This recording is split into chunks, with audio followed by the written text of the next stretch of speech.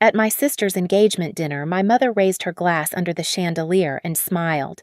A toast to the daughter who actually made something of her life. The guests clapped. My sister laughed. Then my mother turned to me, and to the one who didn't. "You're a failure, Mila." "Get out." The room went silent. Forks froze midair. I walked away as she handed my sister the house keys worth $500,000. That night, I lost my home and my family. But 3 years later, they drove past my new gate and realized whose house it really was. Growing up in Greenwich, our family looked perfect from the outside white fences, charity dinners, and a manicured lawn that my mother Leslie called our reputation. Inside, everything revolved around appearances. My mother was the kind of woman who cared more about the country club gossip than her own daughter's tears. My sister Lisa, 3 years older and always polished, was her masterpiece. "Lisa will run the world someday," Mom used to say loud enough for me to hear. My father, Zachary, was different. He was quiet, patient, a software engineer who traded his own passion for technology to make my mother happy in finance. He was the one who taught me to code sitting with me late at night in his cluttered home office. "Build something real," he'd say, adjusting his glasses while I typed. Those words stuck with me long after he was gone. When he died in a car accident my senior year of high school, the house went cold. Mom's obsession with image grew even sharper, like she had to prove to the world that losing her husband hadn't shaken her control. She found it easier to love Lisa, the reflection of herself, while I became the reminder of what she couldn't manage.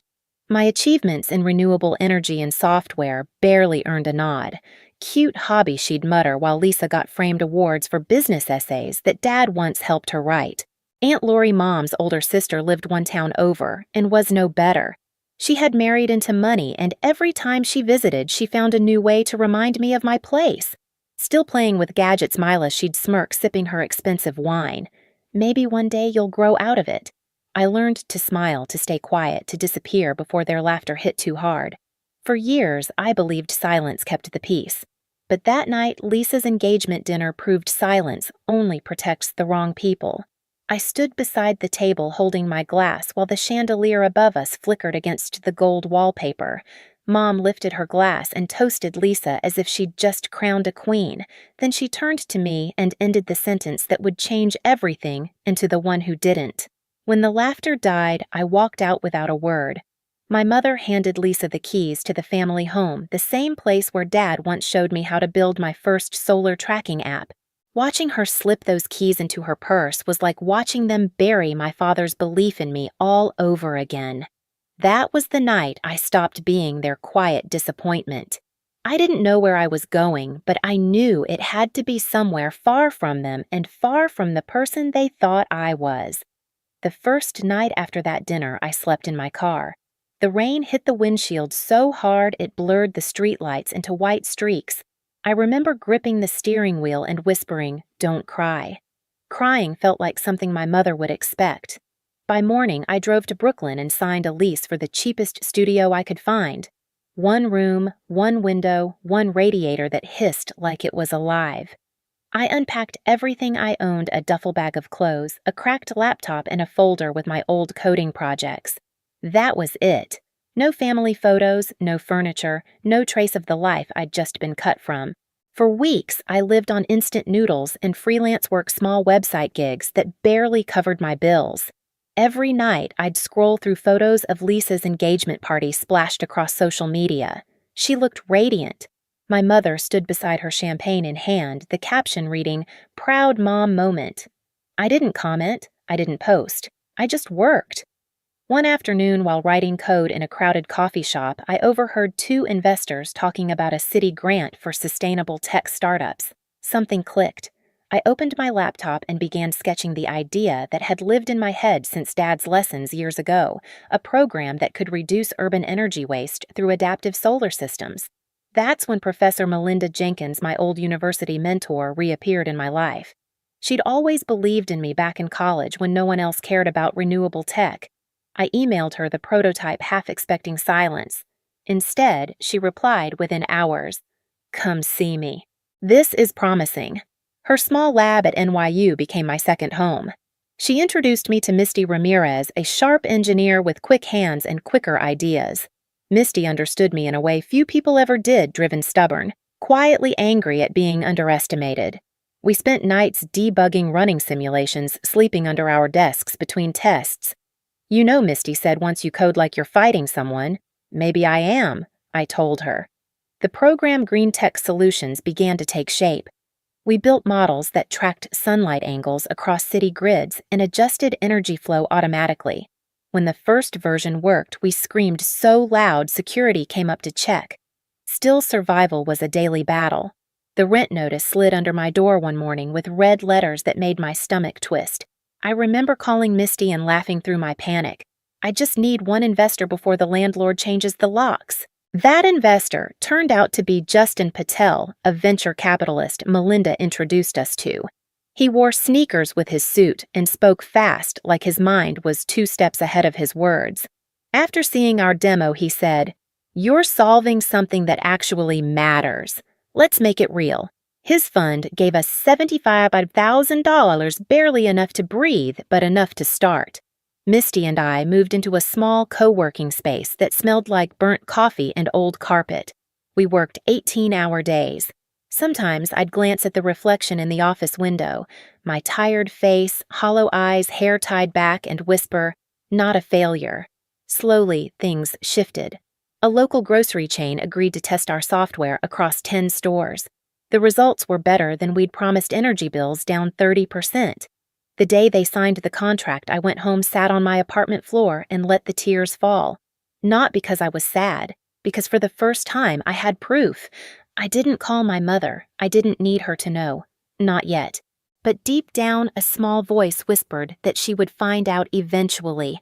And when she did, I wanted her to see it not in headlines, not in gossip, but with her own eyes. The months that followed were a blur of code contracts and caffeine. Misty and I worked until dawn most nights, half living on takeout and stubbornness. Green Tech Solutions was still small, just 2 women in a room full of tangled wires, but it was alive. Every client review, every new email inquiry felt like oxygen. Still, the old voices in my head followed me everywhere. My mother's cute hobby, Mila. My aunt's, "You'll grow out of it." And Elisa's the one that hurt most. "You're just jealous." Those echoes became my fuel. Every time exhaustion threatened to crush me, I'd hear them again and keep typing. We hit roadblocks, of course.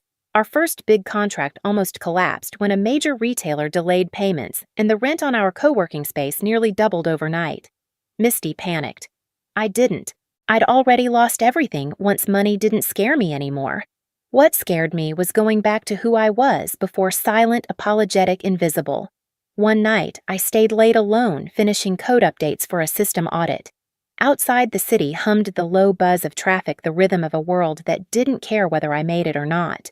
I remember looking at the screen's reflection in the window and whispering, "Dad, I'm still building something real." That week, we landed a feature in a sustainability blog. It wasn't huge, but it caught the attention of a local tech reporter who wanted to visit our setup. When the article came out, it opened doors.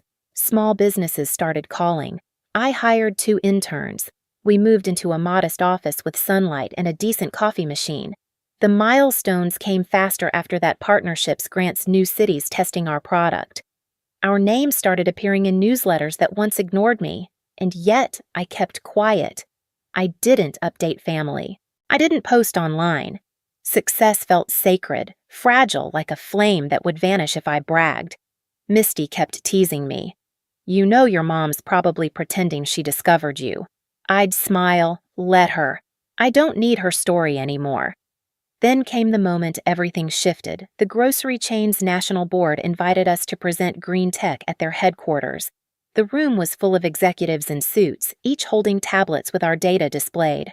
I walked in wearing the same minimalist white blouse I'd worn to Lisa's engagement dinner.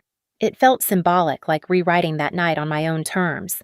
When I finished the presentation, the room erupted in applause.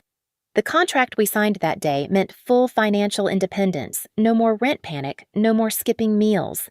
That evening, I bought a small modern house in Greenwich, a quiet cul-de-sac glass wall, solar panels running entirely on my software.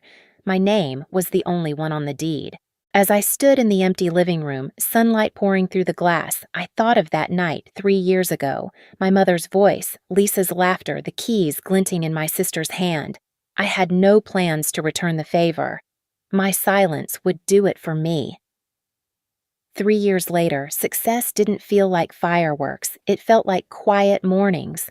I'd wake before sunrise, brew coffee in my spotless kitchen, and watch the light crawl across the solar panels on my roof.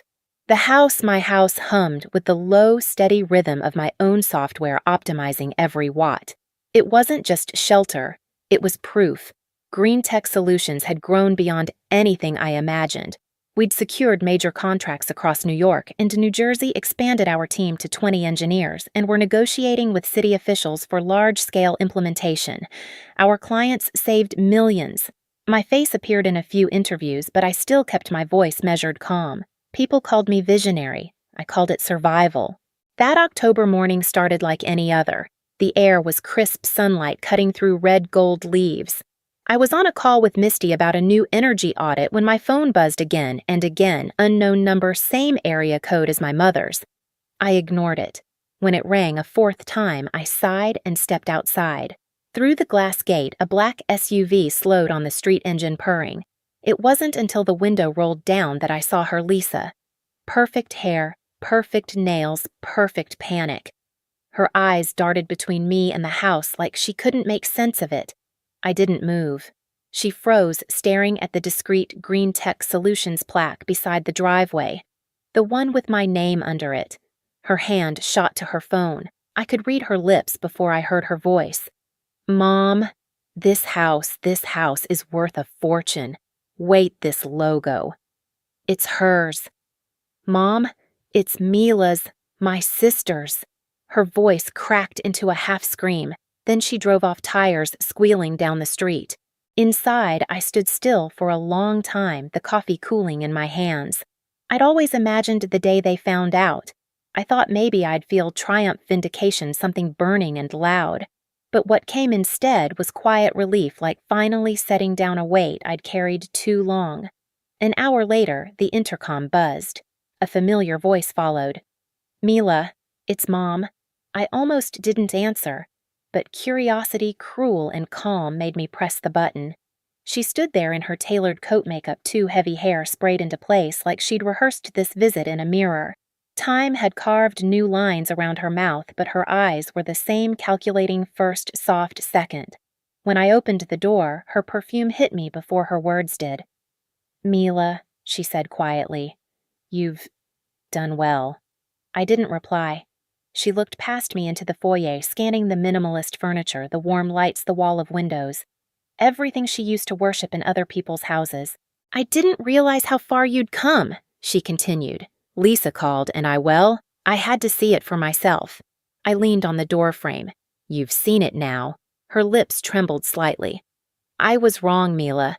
About so many things." I almost laughed.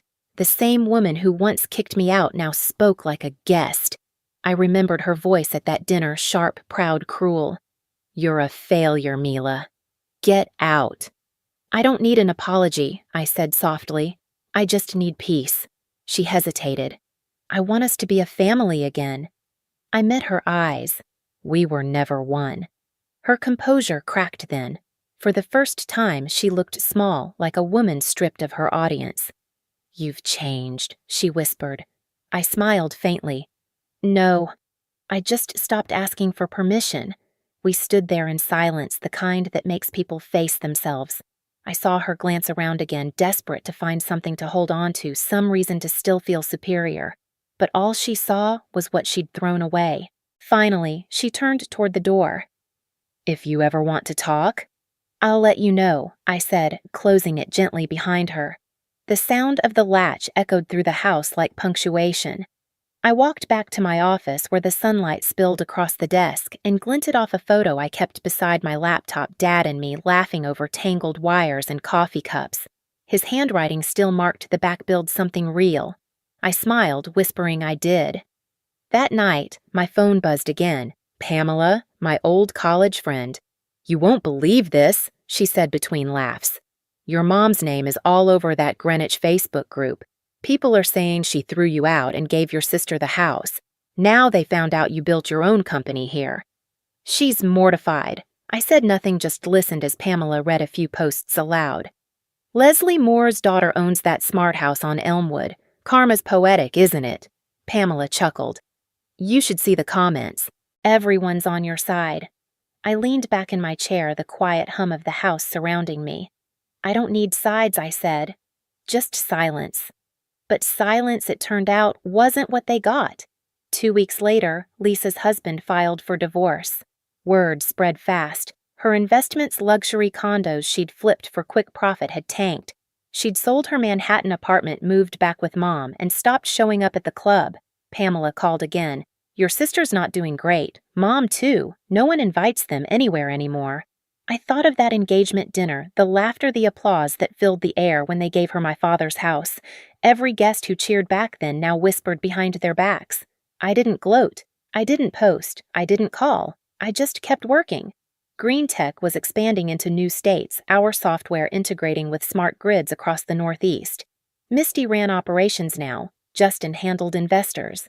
My days were long but peaceful. Nights were quiet, filled with the soft rhythm of the solar system shifting to night mode. Sometimes when I stood on the rooftop, I could see the faint glow of the old neighborhood lights, my mother's street, the house that used to be ours. It felt distant now, almost fictional. I remembered that night again, her toast, her voice, the weight of the humiliation. For years, I thought revenge would be fire and fury. Turns out it was sunlight and stillness. The next morning, a letter arrived. No return address, the handwriting hers. I opened it slowly. Mila, it began, I see now what I destroyed. I wanted to shape you into someone the world respected. I didn't realize you already were. I'm sorry. Mom. The paper trembled in my hand. I folded it neatly, walked to the kitchen, and slid it into the flame of the gas stove. The edges curled black, then vanished. I watched the smoke drift upward and whispered, apology accepted, just a not delivered. Outside, the house's automated blinds adjusted with the sun. Light flooded the room again, warm and forgiving. For the first time in years, I felt free not from them, but from needing them. Word travels fast in towns like Greenwich.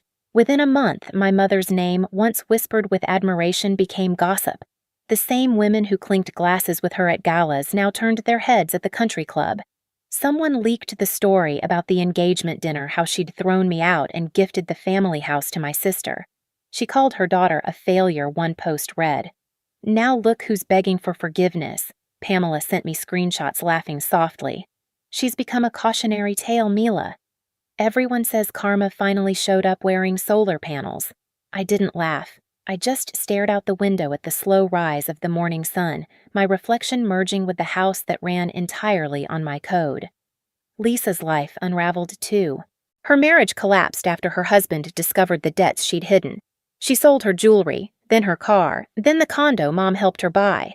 The sister who once smirked across the table now avoided public places altogether. One evening, I found a small envelope slipped under my door. Inside was a single line written in my mother's handwriting. I lost everything trying to keep appearances. You built everything by being real. No signature, no address, just the truth. I folded the note, set it on my desk, and turned off the lights. The house adjusted itself for night mode, humming softly around me. Silence, justice, peace. I stood on the rooftop as the last light faded the panels, tilting toward the sunset. The city hummed below, but up here it was quiet. I'd rebuilt everything they tore down, and I did it without revenge, just resolve. Sometimes silence speaks louder than shouting. If you've ever had to walk away to find peace, you'll understand.